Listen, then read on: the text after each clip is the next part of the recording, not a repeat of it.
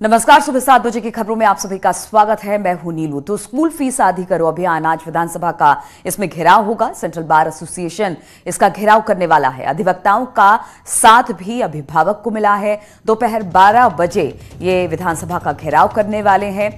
चटाई, टिफिन, कागज कलम लेकर ये घेराव करेंगे क्योंकि इस दौरान सोशल डिस्टेंसिंग का भी ख्याल रखा जाएगा। और कहा यह जा रहा है कि स्कूल फीस को लेकर लगातार अभिभावक परेशान हैं। स्कूल फीस आधी करो अभियान आज इसी को लेकर विधानसभा का घेराव किया जाएगा। सेंट्रल बार एसोसिएशन घेराव करेगा। अधिवक्ताओं का साथ देंगे अभिभावक भी जो लगातार परेशान हैं। और जो ये घेराव है उसका समय 12 बजे रखा गया है। इस दौरान जो भी लोग इस जो धरना है वहां पर पहुंचेंगे तो अपने साथ चटाई, टिफिन, कागज कलम लेकर जाएंगे क्योंकि उनका कहना है कि धरना तो हम देंगे लेकिन कोरोना की वजह से हम सोशल डिस्टेंसिंग का भी ख्याल रखेंगे।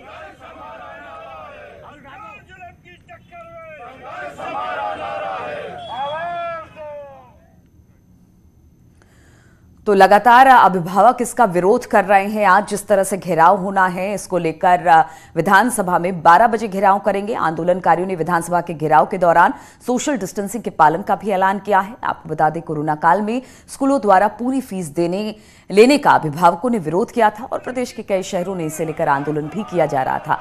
साथ ही न्यूज़ 18 की जो मुहिम है वो भी लगातार चल रही थी कि किस तरह से अभिभावक परेशान है। पढ़ाई तो हो नहीं रही है लेकिन फीस पूरी की जा रही है और लगातार न्यूज़ 18 स्कूल की फीस आधी करो की मुहिम चला रहा है।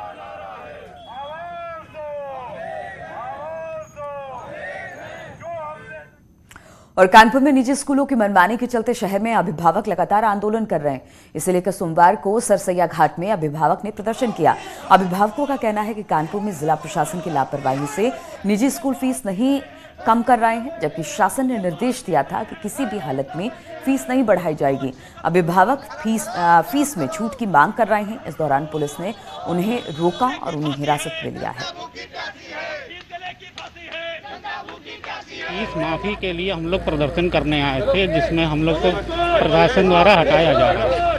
तो हम लोग बस ये चाहते हैं कि अगर जो फीस ली जा रही है स्कूलों के द्वारा उचित से उचित ली जाए, क्योंकि इस समय अभिभावक जो है खुद परेशान है और अभिभावक को स्कूल के द्वारा कोई भी सहायता नहीं की जा रही। और चित्रकूट जेल भेजे गए विधायक चित्रकूट जेल में अब विजय मिश्रा रहने वाले हैं। उनका नया घर अब चित्रकूट के जेल ही होगा। यहाँ पर सुरक्षा के कड़े इंतजाम किए गए हैं। आम कैदियों की तरह बैरक में ही विधायक को रखा जाएगा। इस दौरान बेटी सीमा मिश्रा ने कई सवाल उठाए हैं। उन्होंने कहा है कि पिता को जान का खतरा है। सीमा मिश्रा ने खेला है जाति कार्ड। तो उन्होंने कहा कि जिस तरह से उनके पिता को रखा गया है उससे जान का खतरा है और इस दौरान उन्होंने जाति की बात भी उठाई। और पूर्वांचल के बाहुबली विधायक विजय मिश्रा को नैनी जेल से चित्रकूट जेल भेज दिया गया है, जहां पर कानूनी प्रक्रिया के बाद उन्हें जेल में दाखिल कर दिया गया। जेलर श्री प्रकाश त्रिपाठी ने कहा कि जेल में सुरक्षा के पुख्ता इंतजाम किए गए हैं और विधायक को आम कैदी की तरह ही रखा जाएगा।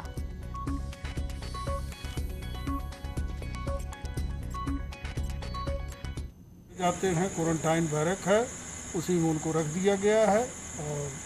और कोविड जांच जो है अब रात हो गई है, नहीं हो पाएगी। सुबह इनकी कोविड जांच करा दी जाएगी, फिर वही रहेंगे उसी बैरक में आम बंदी की तरह जैसे होते हैं उसी तरह से। विजय मिश्रा को चित्रकूट के जेल में शिफ्ट किया गया है। बाकायदा जिला प्रशासन ने फोर्स से यहाँ पर जगह जगह पर लगाई थी और उनके विधिवत चेकिंग के बाद उन्हें जेल के अंदर शिफ्ट किया गया है। यहाँ तक कि जेल प्रशासन ने कहा है कि बाहुबली विधायक विजय मिश्रा से किसी को भी मिलने नहीं दिया जाएगा। अगर उनको बहुत अर्जेंट में अपने घर बात करना होगा तो वो खुद अपने फ़ोन से बात करेंगे। हालांकि उनसे कोई भी उनसे मिल नहीं सकता है। अखिलेश सोनकर, न्यूज़ 18 चित्रकूट।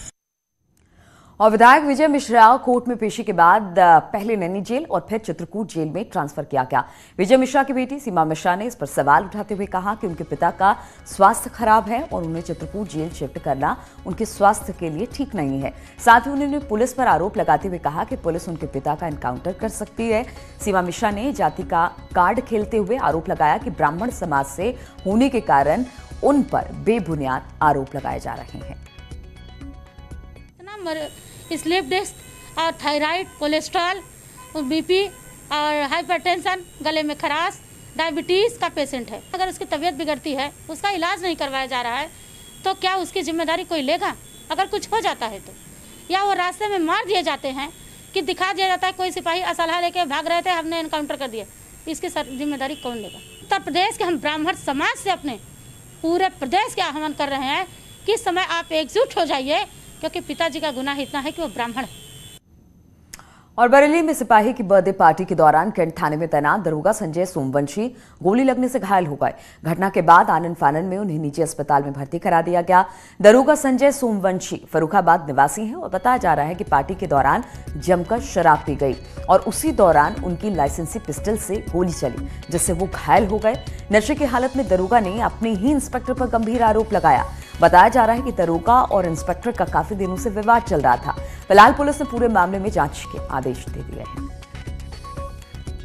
कैंट में posted sub inspector Sanjay Singh को गोली लगी है।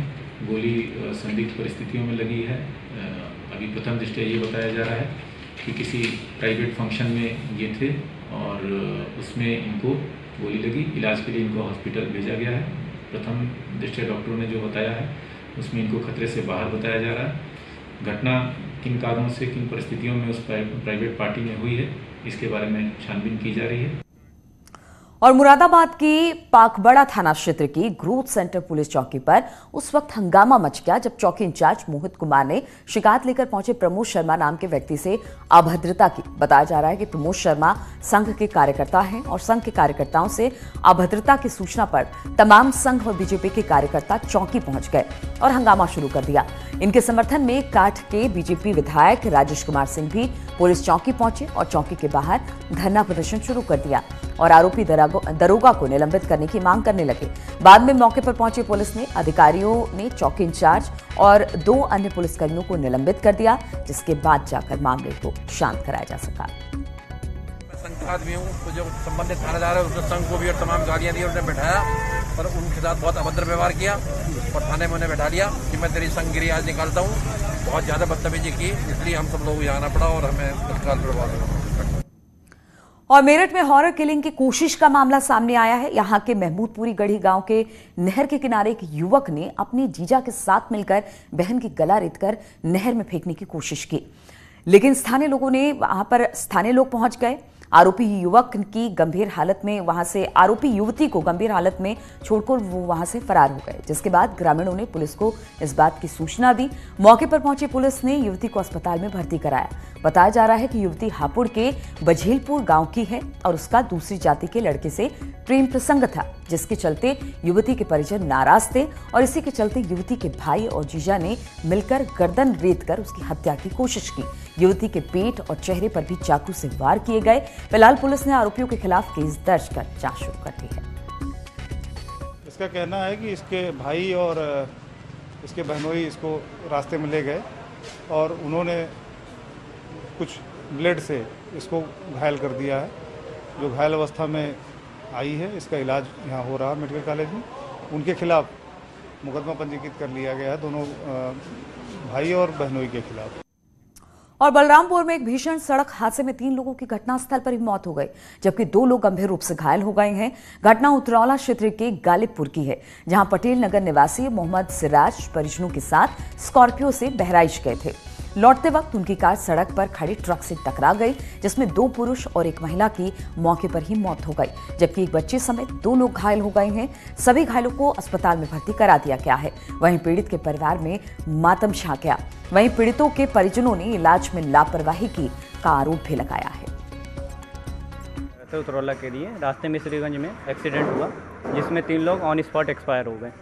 2 लोगों की कंडीशन अभी भी सीरियस थी। पहले यहाँ पे जो हम लोग आए हैं, तकरीबन हो गया हम लोगों को 1.5 घंटे यहाँ पे एडमिट किया गया था। उनको बोला गया अंदर ट्रीटमेंट चलेगा, अंदर उन्होंने कुछ भी नहीं किया। 5 लोग हमारे पास 108 एम्बुलेंस से आए, जिसमें 3 लोग तो मृत थे, 2 लोग थे जिसमें 1 लोग की कंडीशन बहुत सीरियस थी, जिसको बहराइच के लिए रिफ़र कर दिया गया। उनके साथ एक बच्ची भी थी, बच्ची तो ठीक थी, लेकिन बच्ची यहाँ कैसे रहती, इसलिए बच्ची को भी उनके साथ रिफ़र कर दिया गया।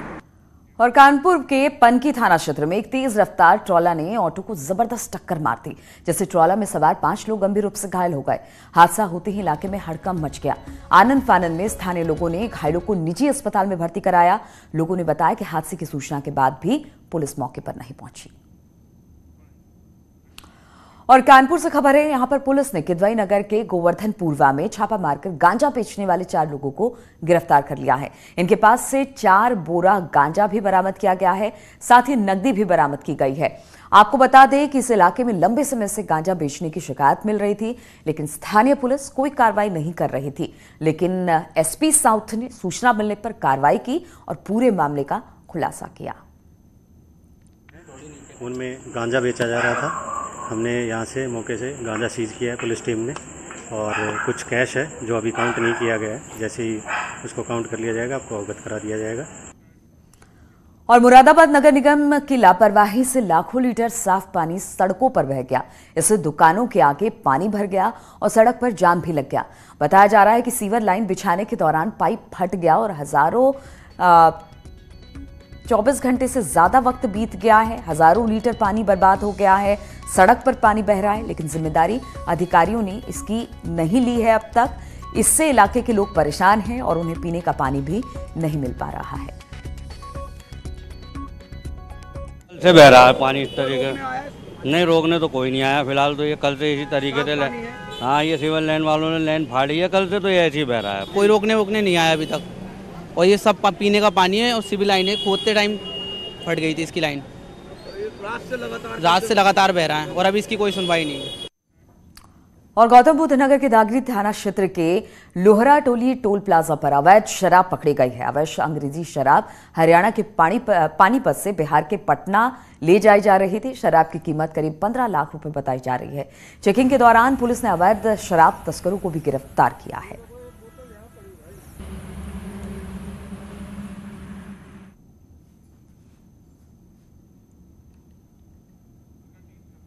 तो तस्वीरें आप देख रहे हैं, लोहारली टोल प्लाजा पर यह शराब की खेप पकड़ी गई है। अवैध शराब थी, इसे अब जब्त कर लिया गया है। कहा यह जा रहा है कि करीब 15 लाख रुपए की ये शराब की जो कीमत है, और पुलिस चेकिंग के दौरान ही इसे पकड़ा गया है।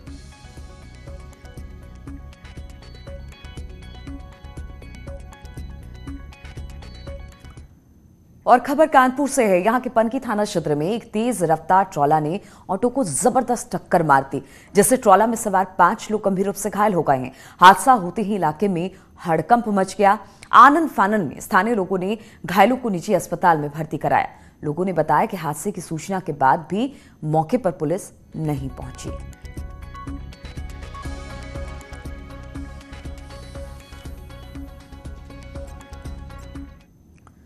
और मथुरा में 81 किलो चांदी की लूट सामने आ रही है। मामला श्री कृष्ण जन्मभूमि लिंक रोड स्थित फ्लाईओवर का है, जहां चांदी कारोबारी से हथियारों के बल पर करीब 81 किलो चांदी लूट ली गई।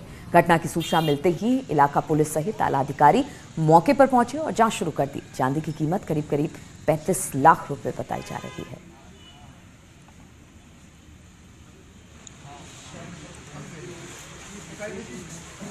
कर्मचारी उनके अनुसार 80 किलो चांदी स्कूटी पर रख कर ले जा रहे थे।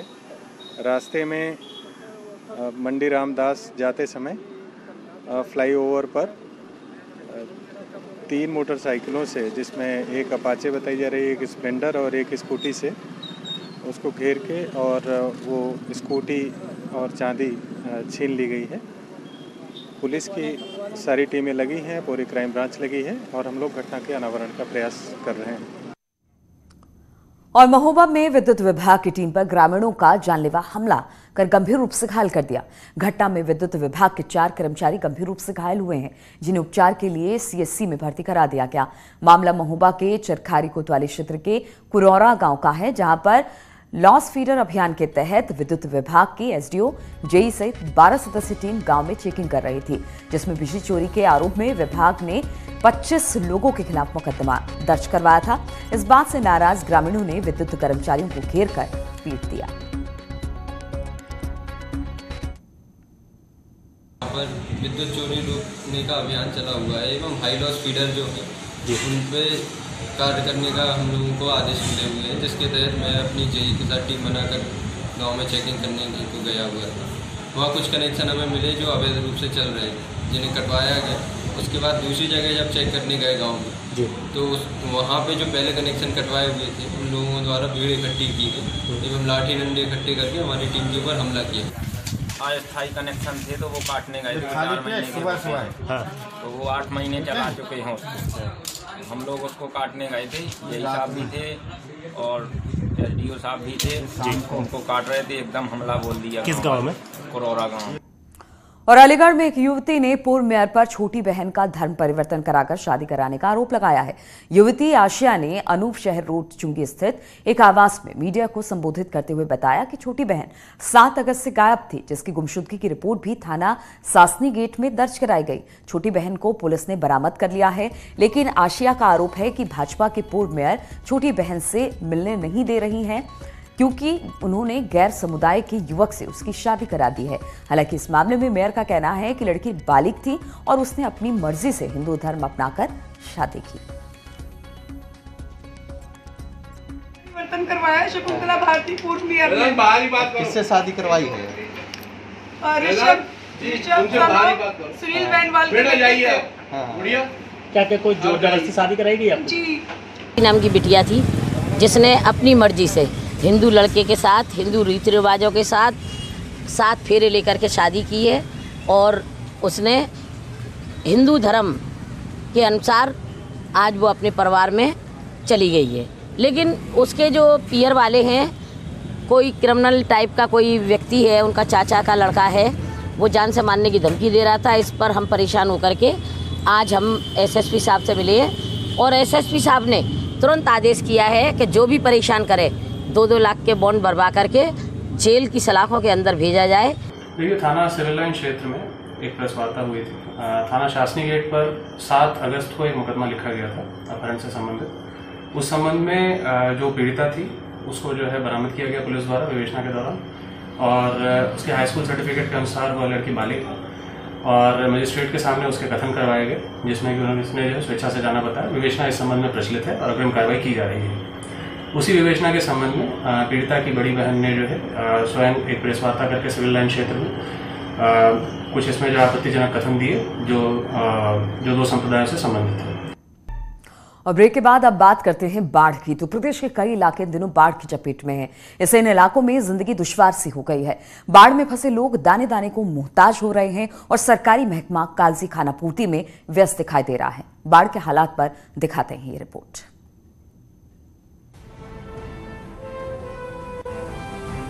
प्रदेश में बाढ़ अब बर्बादी के स्तर तक पहुंच गई है।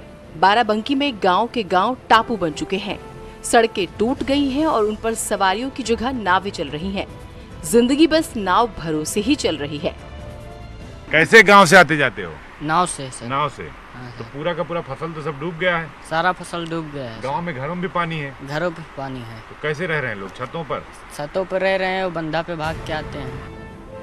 बाढ़ से निपटने के लिए सरकारी इंतजाम जो हैं वो नाकाफी साबित हो रहे हैं और लोग हफ्तों से बाढ़ के बीच फंसे हुए सिर्फ मदद की बाट जोह रहे हैं।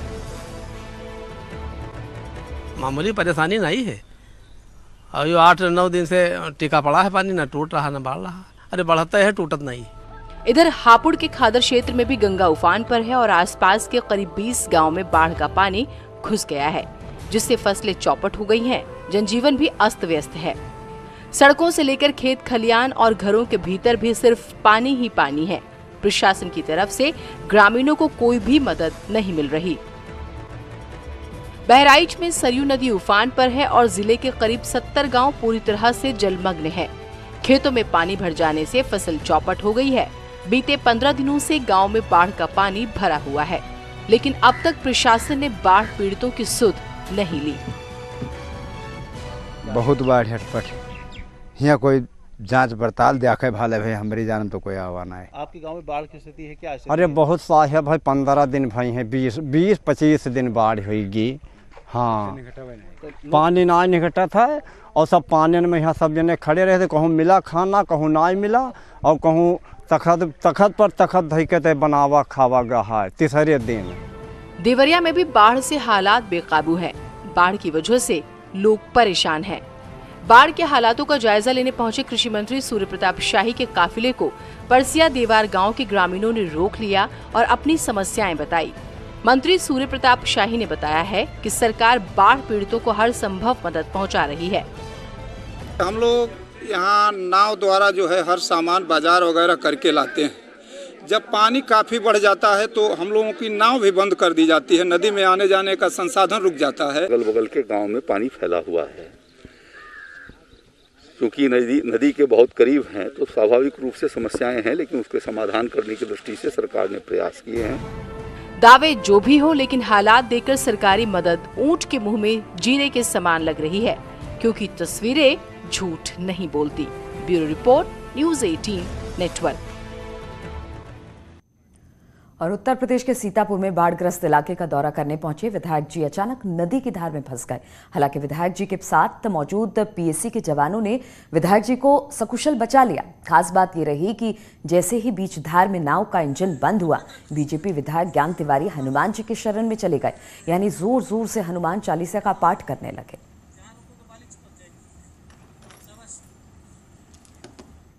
तो इन्हीं तमाम खबरों के साथ इस बुलेटिन में फिलहाल इतना ही। रुकेंगे छोटे से ब्रेक के लिए।